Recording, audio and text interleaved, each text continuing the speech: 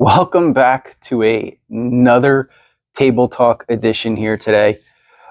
First off, I would like to thank all of those that have subscribed in the last 2 months or so of me redoing this channel. We, starting in February, will be hopefully going into our third month, and within the rest of this year, plan on bringing you some collaboration videos with some other senior care people, owners of groups and teams, and specialists on certain areas, what to watch for, how to help, those types of things. So we can kind of bring a little bit more education to you, the viewer, on certain topics and help you get through certain situations.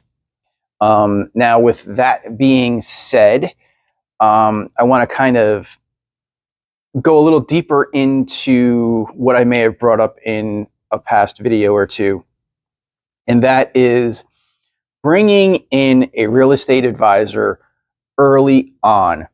And it doesn't mean that you're going to get pushed or prodded to sell a home or do something within real estate, buying something or selling something. You have to think about it this way. You bring in doctors into your world, you bring in possibly financial planners into your world, tax accountants into your world, attorneys into your world, and you work with some of these people on a regular basis. You talk with them, you get suggestions from them, you get advice from them on a, throughout the year, depending on the circumstances and the situation that you're in. But yet, a lot of families fail to bring in a real estate advisor early on. And when something happens, they are spending 30 minutes, 45 minutes talking to somebody that they've never spoken to before, hoping that they're going to be able to get the job done, or they know people, or they know this, or they know that, while you're all dealing with that situation for bringing them in.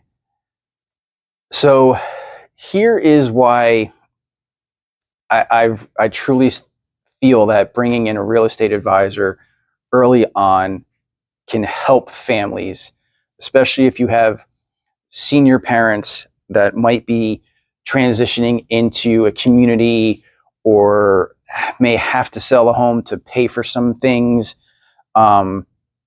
Bring somebody in early, because what happens is, just like your doctors, your attorneys, your accountants, you build that trust with them.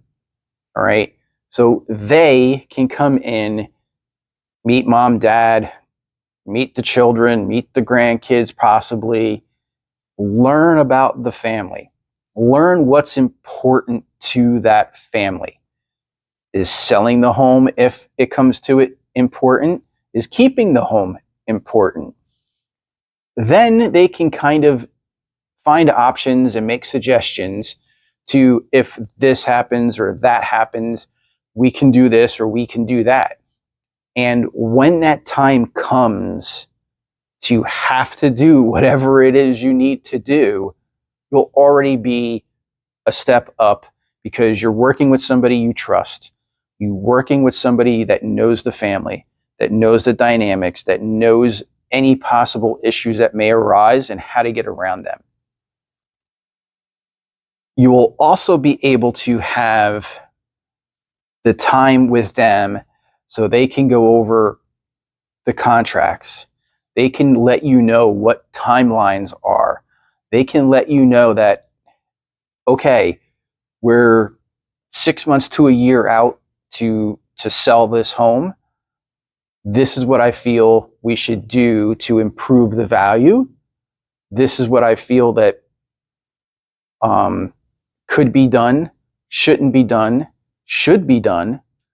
Will it help the value? Will it not help the value? These are all things that can be done very early on in the process. So when that time comes, you, as the individual or the family, can focus on what you need to focus on and allow that advisor to focus on what they need to focus on. And then when they need you, it's a quick little phone call of saying, hey, do you remember when we were discussing this? The time has come for that. We need to address this now. And then you can spend that half hour, whatever, dealing with that and go back to what you were doing.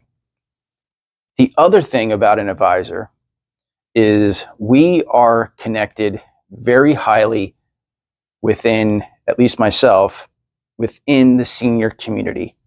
So if something arises that your mother or your father may need, I have the resources to be able to say, yes, this is what you have. Yes, this is who you need to talk to. We also have the resources outside of that senior community: plumbers, landscapers, electricians, contractors, window people, door people.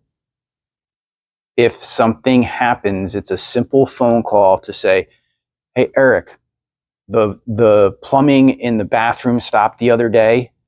I don't have time to find a plumber. Do you know somebody? Sure, not a problem. Let me make a quick call. We'll get somebody over there for you.